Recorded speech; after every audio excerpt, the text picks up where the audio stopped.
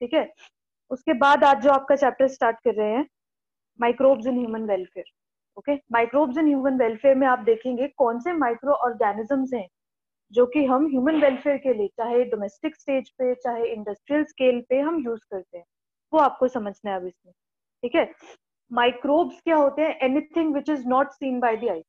जो चीज आप अपनी नेकेड आई से नहीं देख सकते, दैट आर माइक्रो ऑर्गेनिज्म, जो आपको माइक्रोस्कोप के जरिए देखने पड़ते हैं या किसी और मैग्नीफाइंग चीज के जरिए आपको देखने पड़ते हैं। They are microbe. माइक्रोब जब आप बात,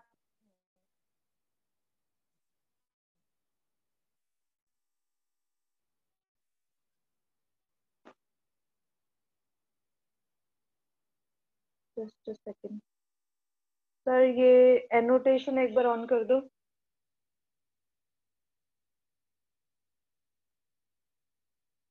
एनोटेशन के लिए डोमेस्टिक पर्पस में, हाउस होल्ड यूज के लिए भी बहुत यूजफुल है, और इंडस्ट्रियल स्केल पे तो है ही यूजफुल। ठीक है, तो एक एक करके हम पढ़ेंगे। सबसे पहले हम पढ़ेंगे कि microbes in house hold products, मतलब घरों में जो माइक्रोब्स है वो हम कैसे यूज करते हैं।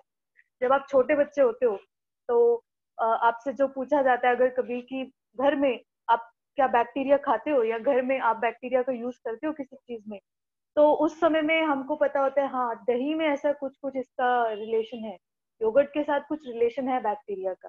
तो जब इस स्टेज पे आते हो, आप जब बड़े हो जाते हो, फिर आपको समझ में आता है कि वो लैब है, लैक्टोबैसिलस बैक्टीरिया। वो लैक्टोबैसिलस बैक्टीरिया जो है वो आपका योगर्ट बनाने में या योगर्ट बनवाता है।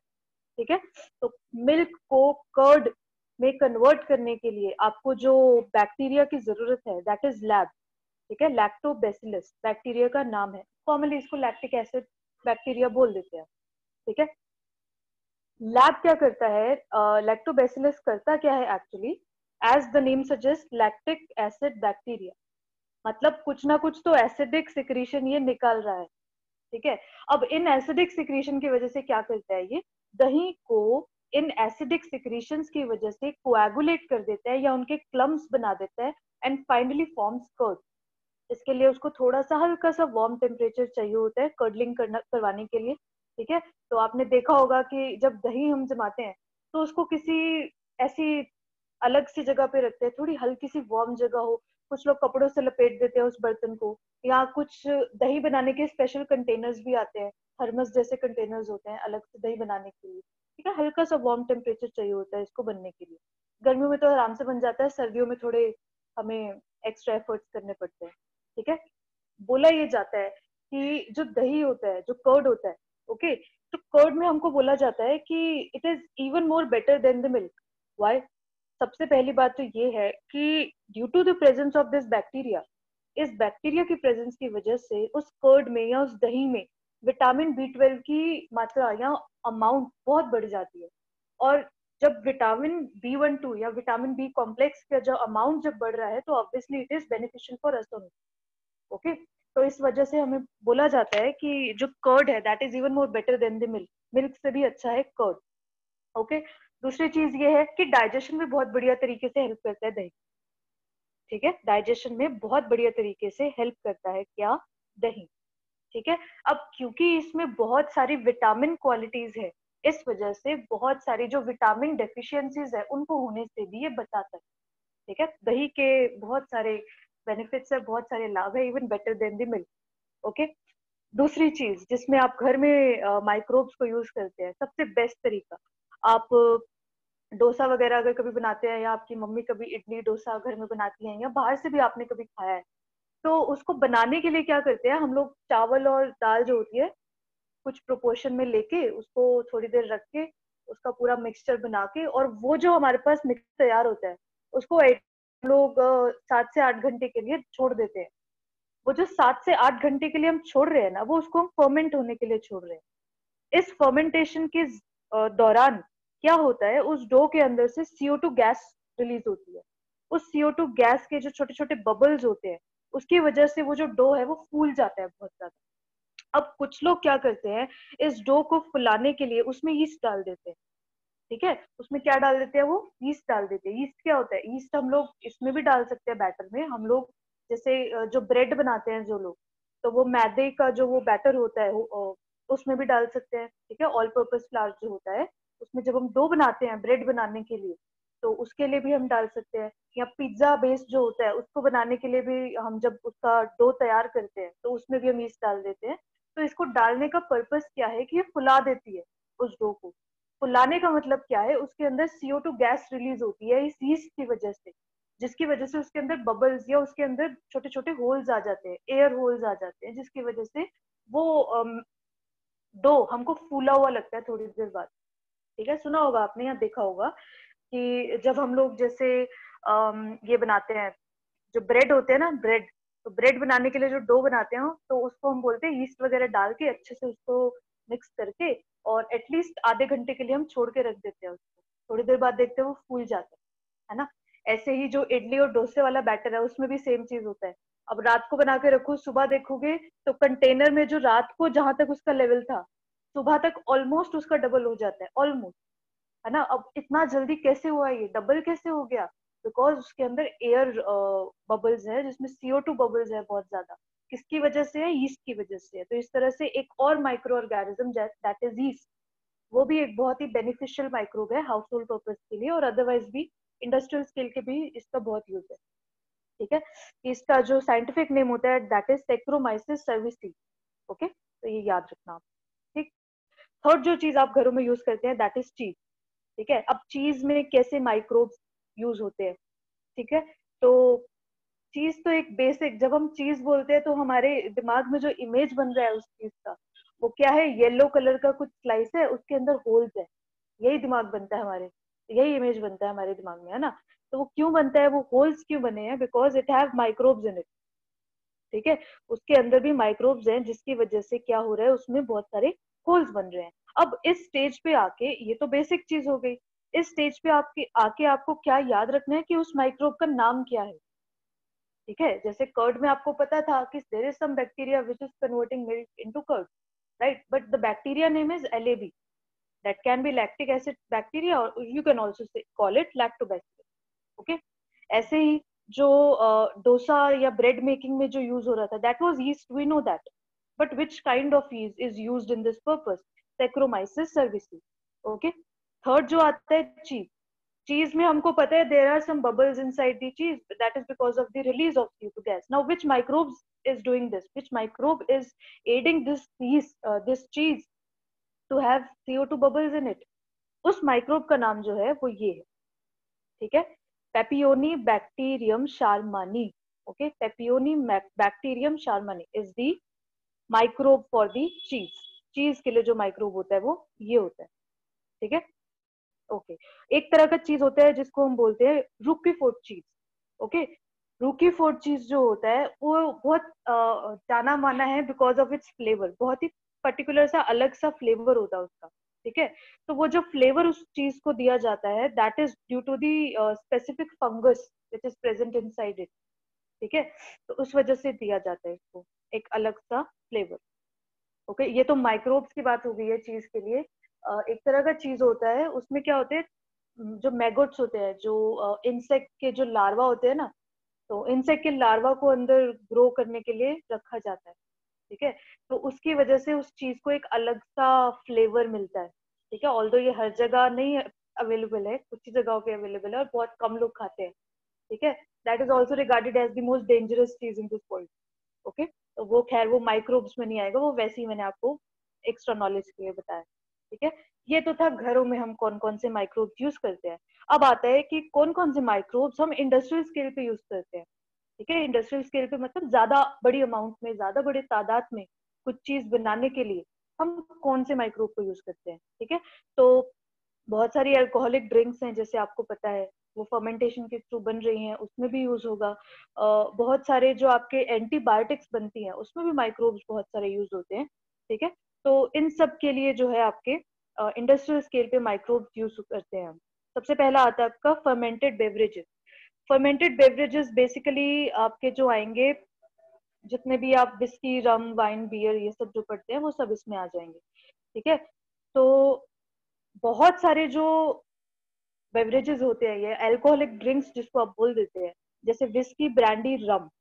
तो ये जो विस्की, ब्रांडी, रम जो है ये बेसिकली बनता है आपका जो फर्मेंटेड ड्रिंक्स बनते हैं ना, उनका डिस्टिलेशन करके, मतलब उनको बहुत ज्यादा प्योर करके, बिल्कुल हटा के सारी चीजें डिस्टिल वाटर होता है जैसे प्योर वाटर, इसी तरह से जो फर्मेंटेड हमारे पास सॉल्यूशन बना है उसको डिस्टिलेशन प्रोसेस के थ्रू और ज्यादा क्लियर करवा देते हैं, और फिर जाके हमारी बनती है विस्की, ब्रांडी और रम। ठीक है, विस्की ब्रांडी रम जो है, आप देखी भी अगर आपने कभी, तो थोड़ी क्लियर होती है वो, that is a clear solution, हल्का हल्का। ठीक है, विस्की विस्की ब्रांडी रम इवन वोडका, ये सब क्लियर सॉल्यूशंस है। ठीक है, जो वाइन होता है आपका, that is not clear. Wine जो है वो अनफर्मेंटेड नहीं, सॉरी, वाइन जो है वो अनडिस्टिल्ड सॉल्यूशन है या अनडिस्टिल्ड बेवरेज है। बन तो वो भी फर्मेंटेशन से ही रहा है, बट उसकी डिस्टिलेशन नहीं हुई है। ठीक है, तो इस वजह से आप देख सकते हैं वाइन के कलर्स भी बहुत अलग होते हैं। ठीक है, कुछ डार्क रेड कलर, कुछ लाइट रेड कलर, कुछ ऐसे पर्पलिश कलर, तो इस तरह से अलग अलग कलर्स आपको वाइन में बहुत सारे मिल जाएंगे। दैट डिपेंड्स कि वो वाइन किस चीज से बनी है, क्या वो ग्रेप से बनी है, क्या वो एप्पल से बनी है, क्या वो बीट से बनी है, क्या वो माल्ट से बनी है किसी और, क्या वो जवार से बनी है, तो कौन सी टाइप की वाइन है उस पर डिपेंड करता है। ओके, ठीक है, तो ये तो फर्मेंटेड बेवरेजेस के लिए था। दूसरा आता है इंडस्ट्रियल स्केल पे हम लोग एंटीबायोटिक्स बनाते हैं। ठीक है, अब एंटीबायोटिक्स जो होता है उसमें माइक्रोब हम कैसे यूज कर सकते हैं? देखो, एंटीबायोटिक्स बेसिकली होता क्या है, एंटी मतलब किसी के खिलाफ, ठीक है, कोई ऑर्गेनिज्म के खिलाफ। तो हमको बेसिकली क्या करना होता है, कोई ना कोई, मान लो कोई बैक्टीरिया है, ठीक है, antibiotics are for bacteria usually. तो एंटीबायोटिक मतलब हम किसी बैक्टीरिया को किल करने के लिए या उसको खत्म करने के लिए हम लोग ये दवाई का यूज कर रहे हैं। ठीक है, तो ये एंटीबायोटिक्स होते हैं। पहला एंटीबायोटिक जो बना था वो क्या था, पेनिसिलिन बना था। ठीक है, पेनिसिलिन एंटीबायोटिक सबसे पहला बना था। ओके, बहुत सारी बीमारियों के लिए, बैक्टीरियल डिजीजेस के लिए एंटीबायोटिक्स हमारे पास अवेलेबल हैं, तो उनकी प्रोडक्शन के लिए भी हम माइक्रोब का जो है वो यूज कर सकते हैं। ओके, फिर आता है आपका केमिकल, ऑर्गेनिक एसिड, एंजाइम्स। ठीक है, ये सब के लिए भी हम लोग माइक्रोब का इस्तेमाल करते हैं। फॉर एग्जाम्पल जैसे कि एस्पेरेगिलस नाइगर, एस्पेरेगिलस नाइगर आपने डाइवर्सिटी चैप्टर में भी पढ़ा होगा, बहुत फेमस फंगस है ये। ठीक है, तो एस्पेरेगिलस नाइगर जो है आप सिट्रिक एसिड का प्रोडक्शन के लिए यूज करते हैं। ठीक है, एस्पेरेगिलस नाइगर। ऐसे ही एक बैक्टीरिया है एस्टोबैक्टर एसिटाई, ये एसिटिक एसिड की प्रोडक्शन के लिए आप यूज कर लेते हैं। ऐसे ही क्लोस्ट्रीडियम बुटाइलिकम, ये भी एक बैक्टीरिया है, ये बुटायरिक एसिड के लिए आप यूज कर लेते हैं उनकी प्रोडक्शन के लिए, बुटायरिक एसिड की। ऐसे ही लैक्टोबैसिलस लैब, अब आपको पता है लैक्टोबैसिलस आपने पढ़ लिया, that will release lactic acid, तो आप लैक्टिक एसिड अगर आपको प्रोडक्शन करवाना है तो आप इस माइक्रोब का इस्तेमाल करो। ठीक है, ऐसे ही सेक्रोमाइसिस, सेक्रोमाइसिस जो है दैट रिलीजेस इथेनॉल। ओके, तो इथेनॉल के लिए आप इसको यूज कर सकते हैं।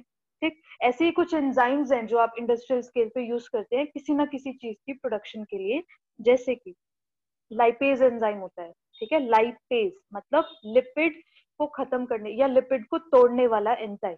ओके, लाइपेज, तो लिपिड को तोड़ने वाला जो एंजाइम है लाइपेज, वो बेसिकली लॉन्ड्री डिटर्जेंट्स जो होते हैं, जो सर्फ वगैरह होते हैं, डिटर्जेंट्स होते हैं, उनको बनाने के लिए हम इस एंजाइम का यूज करते हैं। ठीक है, तो ऑयल स्टेन्स जो होते हैं, जितने भी ये दाग वगैरह होते हैं, वो आराम से हट सकते हैं। ठीक, एक होता है पेक्टिनेज और प्रोटीएज।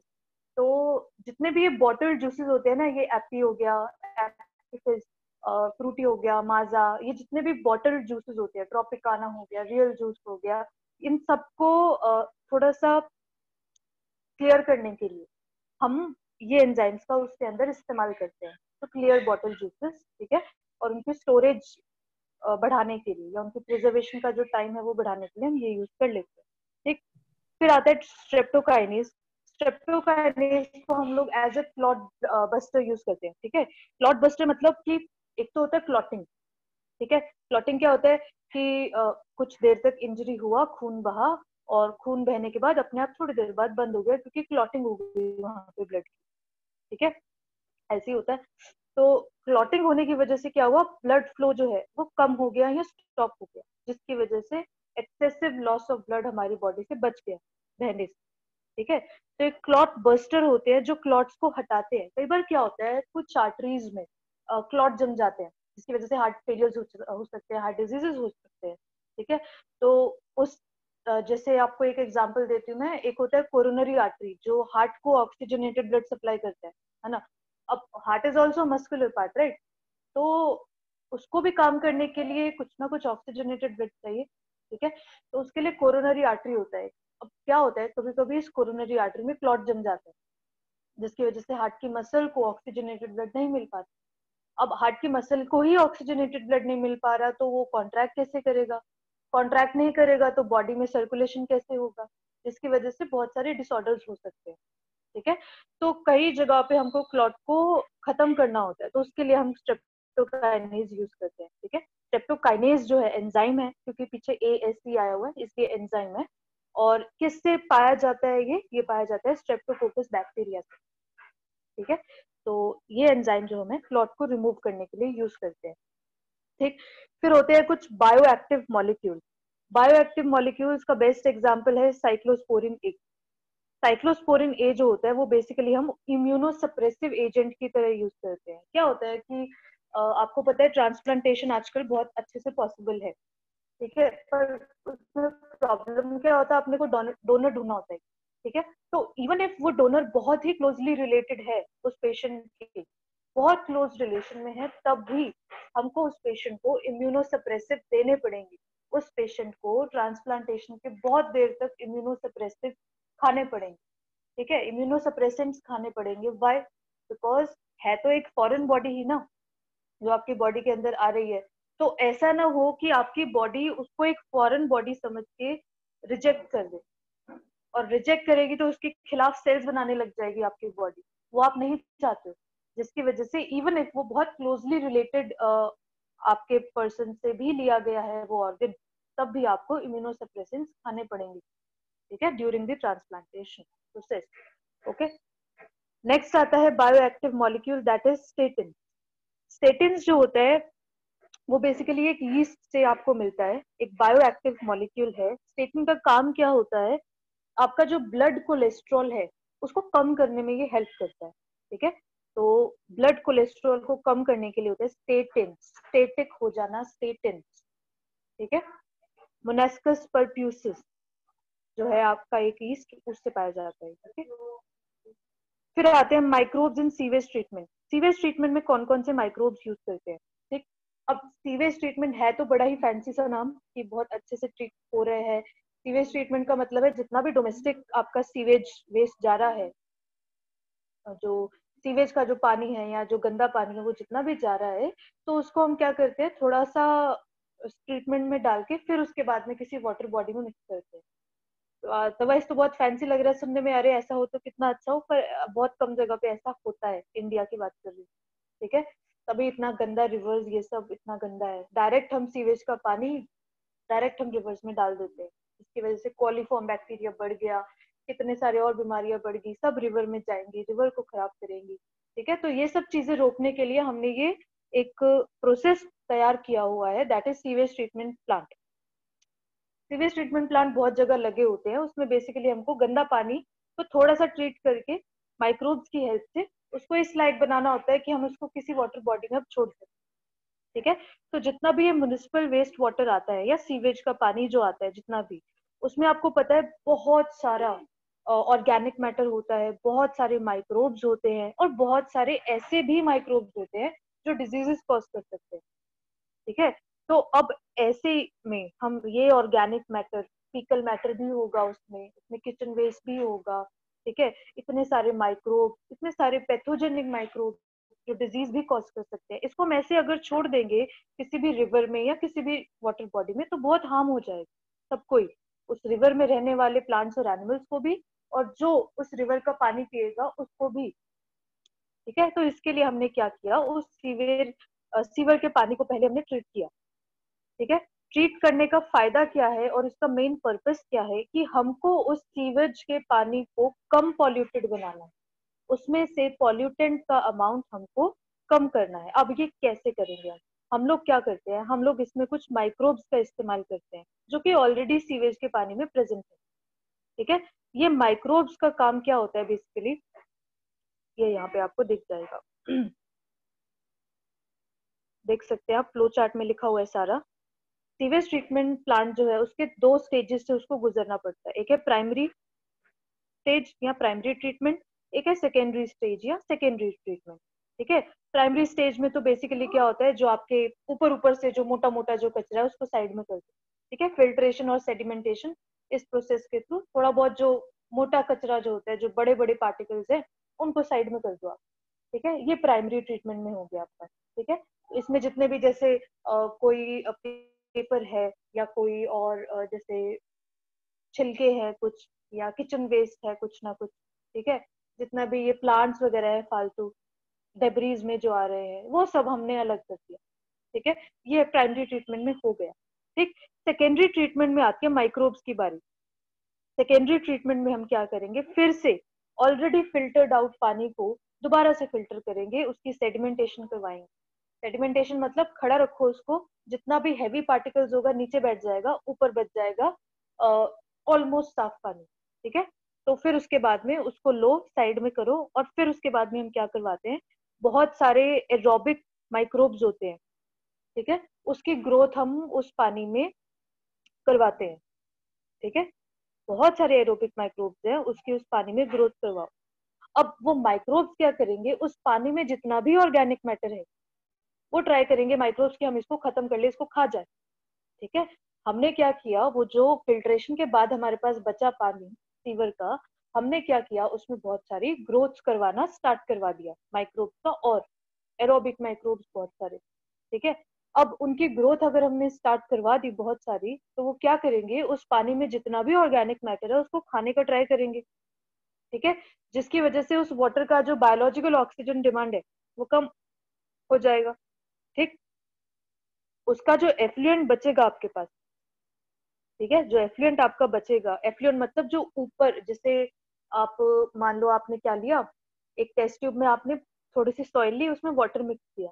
ठीक है, आप मिक्स करके उसको थोड़ी देर 5 मिनट के लिए टिका के टेस्ट ट्यूब स्टैंड पे रख दो। आप देखेंगे थोड़ी देर बाद वो जो सॉइल है वो नीचे है और वाटर है वो ऊपर है। ऊपर जो है वो एफ्लुएंट है और नीचे जो है वो फ्लॉक्स आप मान लो। ठीक है, सेडिमेंट आप मान लो जो नीचे है। ओके, तो इसमें भी हमने यही किया, जब ऑर्गेनिक मैटर को माइक्रोब्स ने थोड़ा बहुत खा लिया या खत्म कर दिया, उसके बाद क्या बचा, जो ऊपर आपका एफ्लुएंट जो बचा है उसको आप अलग कर लो, एक दूसरे टैंक में डाल लो, और नीचे जो सेडिमेंट आपका बचा है वो एक एक्टिवेटेड स्लज का काम करेगा। मतलब नेक्स्ट राउंड के लिए आप इस सेडिमेंट को यूज कर सकते हो, क्योंकि इसमें है बहुत सारे माइक्रोब्स। इसको आप next round of treatment plant के लिए, नेक्स्ट राउंड ऑफ ट्रीटमेंट के लिए आप यूज कर सकते हो। ठीक है, जैसे दही के लिए खट्टा होता है ना, बस उस ऐसे ही सीवेज ट्रीटमेंट प्लांट के लिए एक तरह से खट्टा है। ठीक है, तो इसको आप आराम से दोबारा से भी यूज कर सकते हो। ठीक है, उसके बाद में क्या होगा कि इस स्लज को आप या तो बायोगैस बनाने के लिए भी यूज कर सकते हो, या फिर उसके बाद में आप जो ये पानी ऊपर एफ्लुएंट जो बचा है उसको आप किसी रिवर में छोड़ सकते हो। ठीक है, so this was about sewage treatment plant. एक बार जो बीओडी है सीवेज या वेस्ट वाटर का वो कम हो गया, उसके बाद में हम वो जो एफ्लुएंट होता है वो किसी टैंक वगैरह में या कहीं पे हम डाल के डायरेक्ट हम किसी ना किसी पे भेज सकते हैं। ठीक है,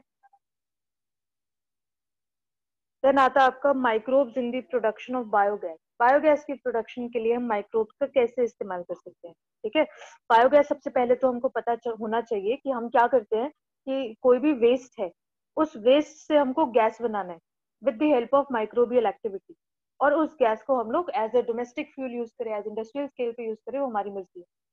ठीक है, बहुत सारे बैक्टीरियाज होते हैं, जैसे फॉर एग्जाम्पल आपके मिथेनोबैक्टीरियम या मिथेनोजेंस भी बोल सकते हो आप इसको। ठीक है, तो ये यूज होते हैं। ठीक है, तो ये बैक्टीरिया जो है they help in the production of biogas. Okay, biogas plant basically करता है क्या है, जितना भी आपका वेस्ट मैटर है, एक्सक्रीटा है, एनिमल वेस्ट जैसे गोबर वगैरह। ठीक है, अब इसमें क्या होता है, बहुत ज्यादा अमाउंट में आपको माइक्रोब्स मिलते हैं, जैसे मिथेनोजेंस बहुत ज्यादा अमाउंट में मिलते हैं।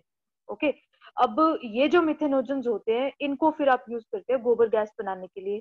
ठीक है, या ये बायोगैस बनाने के लिए। ओके, तो इसमें बेसिकली होता क्या है, देख सकते हैं आप, बायोगैस प्लांट में आपको मिलेगा एक नीचे कंक्रीट का टैंक। ठीक है, सीमेंट से बना हुआ टैंक, जिसमें आप सारा का सारा वेस्ट वगैरह सब डाल दोगे। ठीक। और जितना भी आपका ये है डंग वगैरह या जो भी है वो सब आप उस टैंक में, कंक्रीट के टैंक में डाल दोगे। ठीक है। उसके ऊपर एक कवर लगा हुआ आपको दिखाएगा। ओके। और कवर जो लगा होता है बेसिकली उसके साइड से एक पाइपलाइन टाइप जुड़ी होती है जहां पे वो जो गैस बन रही है उसको हम फिर आगे भेज सकते हैं सप्लाई के लिए। ठीक है। तो जहां भी आपका वो ढक्कन सा लगा होगा उसके ऊपर जो है एक पाइपलाइन लगा होगा, वो गैस को लेकर जाएगा। ठीक है। हो क्या रहा है इसमें देखो, हमने क्या किया कि बहुत सारा ये जो है गोबर, उसके साथ थोड़ा थोड़ा पानी मिक्स कर दिया या कुछ और चीजें मिक्स कर दी, उसको मिक्स किया अच्छे से। ठीक है। मिक्स करने के बाद उसको सेटल किया। ऑब्वियसली उसके पास मिथेनोजेंस हैं, they will release methane gas off course. Okay. Methane gas वो रिलीज करेंगे, तो ये जो गैस रिलीज हो रही है ये पाइपलाइन के थ्रू कलेक्ट होके हम लोग आगे सप्लाई के लिए भेज देते हैं। ठीक है। तो ये आपका पूरा बायोगैस का था। ठीक है। फिर बहुत सारे माइक्रोब्स जो आपके बायो कंट्रोल एजेंट में भी यूज होते हैं, जैसे बहुत सारी प्लांट में डिजीजेस लग जाती है। ओके। उसके लिए भी आप बहुत सारे माइक्रोब्स का इस्तेमाल करते हैं। कैसे? देखिए, मान लीजिए आपका मन है कि आपको फर्टिलाइजर्स वगैरह जो है वो यूज नहीं करने। ठीक है। फर्टिलाइजर्स वगैरह अगर आप यूज नहीं करने हैं, तो आप क्या करेंगे? फिर उसके अलावा आप कोई ना कोई उसका तोड़ ढूंढेंगे कि हम इसके अलावा क्या यूज कर सकते हैं। ठीक है। तो फॉर एग्जाम्पल जैसे क्या होता है, कुछ फ्रूट ट्रीज होते हैं। ठीक है। तो फ्रूट ट्रीज के ऊपर जो बटरफ्लाईज है अपने कैटरपिलर ना छोड़ दे उसके लिए, क्योंकि कैटरपिलर्स आपको पता है वोरेशियस फीडर्स है, बहुत खाना खाते हैं। ठीक है। तो caterpillar stage is like feeding stage only, सिर्फ खाएगा कैटरपिलर स्टेज में वो। ओके। तो वो तो खत्म कर देगा ना, अगर बहुत सारे कैटरपिलर है वो पेड़ को नुकसान होगा। राइट। तो उसके लिए क्या करते हैं हम, कुछ बैक्टीरिया का यूज कर देते हैं। जैसे मान लीजिए हमने बीटी को यूज कर लिया, बैसिलस thuringiensis। ये बीटी को यूज करके हमने प्लांट ही ऐसा बना दिया जो कि इसका बटरफ्लाई रेजिस्टेंट प्लांट बना दिया हमने। ठीक है। तो इस तरह से हम बना सकते हैं। ओके। और एक और है आपका फंगस ट्राइकोडर्मा। ट्राइकोडर्मा जो है वो एक फ्री लिविंग फंगस है। ठीक है। और रूट सिस्टम्स में आपका यूज किया जाता है। ओके। ताकि कोई पैथोजन ना लग सके उस प्लांट को। ओके। तो इस तरह से आप बहुत सारे माइक्रोब्स जो है वो प्लांट प्रोटेक्शन के लिए भी यूज कर सकते हो। ठीक। फिर आता है microbes as bio fertilizers. Bio fertilizers मतलब ऐसे फर्टिलाइजर्स जो कोई ना कोई ऑर्गेनिज्म को यूज करके हम बना रहे हैं to increase the fertility of that soil. ठीक है। बहुत सारे बैक्टीरिया, फंजाई और साइनोबैक्टीरिया हम यूज करते हैं which are use as bio fertilizers to increase the fertility of that soil. ठीक है। फॉर एग्जाम्पल, बेस्ट एग्जाम्पल है इसका, ये जितने भी लेग्यूमिनस प्लांट्स होते हैं आपके, ये पीज मटर वगैरह, ये जो इसके प्लांट्स होते हैं, इसमें हम राइजोबियम बैक्टीरिया जो है वो डाल देते हैं। अब राइजोबियम बैक्टीरिया डाल क्या देते, होता ही है इनके पास, इनके रूट के पास। ठीक है। अब ये जो राइजोबियम बैक्टीरिया है ऑलरेडी प्रेजेंट इन देयर, तो वो क्या करेगा, that will help to increase the nitrogen level of that particular soil. ठीक है। तो वो सॉइल का नाइट्रोजन लेवल इंक्रीज कर रहा है, that means it is increasing the fertility of that soil. छोटी क्लासेस में नाइन्थ वगैरह में आपने पढ़ा होगा इसके बारे में, इंटर क्रॉपिंग पैटर्न्स के बारे में, inter cropping, crop rotation and all. ठीक है। तो इसमें आपने एक क्रॉप रोटेशन का पढ़ा होगा। क्रॉप रोटेशन में क्या करते हैं हम, कि जैसे इस सीजन हमने कोई एक क्रॉप उगा ली अपने खेत में, फिर नेक्स्ट सीजन कोई और उगाएंगे, उससे नेक्स्ट सीजन फिर वही, इस तरह से ऑल्टरनेट तरीके से हम रोटेशन करते रहते हैं क्रॉप का। तो उसमें क्या करते थे हम, जैसे एक सीजन हमने नॉन लेग्यूमिनस प्लांट्स उगा दिए, फिर अगले सीजन हमने लेग्यूमिनस प्लांट्स उगा दिए। ठीक है। तो वो लेग्यूमिनस प्लांट्स उगाने से हमारे पास क्या हुआ है, उस सॉइल में जो नाइट्रोजन कंटेंट है वो बहुत बढ़ गया, फर्टिलिटी वापस आ गई। दोबारा से नॉन लेग्यूमिनस उगा दो, फिर लेग्यूमिनस उगा दो। इस तरह से सॉइल की फर्टिलिटी मेंटेन रहती है। तो वो ये बहुत अच्छे तरीके से कर पाते हैं leguminous plant, because of this rhizobium bacteria. okay, because this rhizobium bacteria can increase the nitrogen content of that particular soil. कुछ और नाइट्रोजन फिक्सिंग बैक्टीरिया होते हैं जैसे कि एजोटोबैक्टर, एजोस्पेरिलम। ठीक है। ये सारे भी फ्री लिविंग बैक्टीरियाज हैं। ये बैक्टीरिया भी क्या करते हैं, नाइट्रोजन फिक्सेशन में काम करते हैं। नाइट्रोजन फिक्सेशन का मतलब क्या है, कि उस नाइट्रोजन को, अवेलेबल नाइट्रोजन को तोड़ के इस फॉर्म में कन्वर्ट करते हैं ताकि वो यूज हो सके। ठीक है। तो यूजेबल फॉर्म में नाइट्रोजन को वो कन्वर्ट करते हैं ताकि आराम से वो यूज किया जा सके। ठीक है। दूसरा, आप जो बचपन से पढ़ते आ रहे हैं, that is the association of fungi with some angiospermic plants. Mycorrhiza आपने सुना होगा, ठीक है। माइकोराइजास जो होते हैं वो बेसिकली सॉइल में जो आपके होते हैं, उनका काम क्या होता है कि सॉइल से जितना भी फॉस्फोरस उनको आसपास दिख रहा है, ठीक है, जो माइकोराइजास है उनको सॉइल से जितना भी आसपास फॉस्फोरस वगैरह दिख रहा है, जो फंजाई होती है ये, तो जितना भी फॉस्फोरस दिखता है सॉइल से वो पकड़ के प्लांट को देगी, ठीक है। अब प्लांट को देगी तो इससे क्या होगा, उस प्लांट को थोड़ा बहुत रेजिस्टेंस मिलेगा कुछ बैक्टीरिया से या कुछ और माइक्रोब से, ठीक है, और मिनरल्स की कमी भी नहीं हो पाएगी उस प्लांट में। तो इस तरह से माइक्रोराइजा भी हम यूज कर रहे हैं, ठीक है। फिर कुछ साइनोबैक्टीरिया जैसे नॉस्टॉक एनाबिना, ये भी हम यूज कर रहे हैं एज ए ऑटोट्रॉफिक माइक्रोब। इसमें क्या कर रहे हैं हम कि एनवायरमेंट से नाइट्रोजन को फिक्स करके ये प्लांट्स को दे रही है, और बड़ी आराम से प्लांट्स फिर जो है नाइट्रोजन का यूज कर पा रहे हैं, और इसकी वजह से जो सॉइल की फर्टिलिटी है वो भी इंक्रीज हो रही है, ठीक है। तो ये कुछ माइक्रोब्स है जो हम बायो फर्टिलाइजर की तरह यूज कर सकते हैं। जैसे कि हमने क्या पढ़ा, एक राइजोबियम, दूसरा हमने पढ़ा फंजाई माइकोराइजा, तीसरा हमने पढ़ा इसमें नॉस्टोक एनाबिना साइनोबैक्टीरिया। ये सारे जो है these are used as a bio fertilizer, ठीक है। This was all about today's lecture. Next lecture में हम लोग एक छोटे से क्वेश्चन वगैरह डिस्कस कर लेंगे, इसमें से कैसे क्वेश्चन आ सकते हैं, ठीक है। And in next lecture also will discuss about DNA fingerprinting, ठीक। So this was all. Thank you.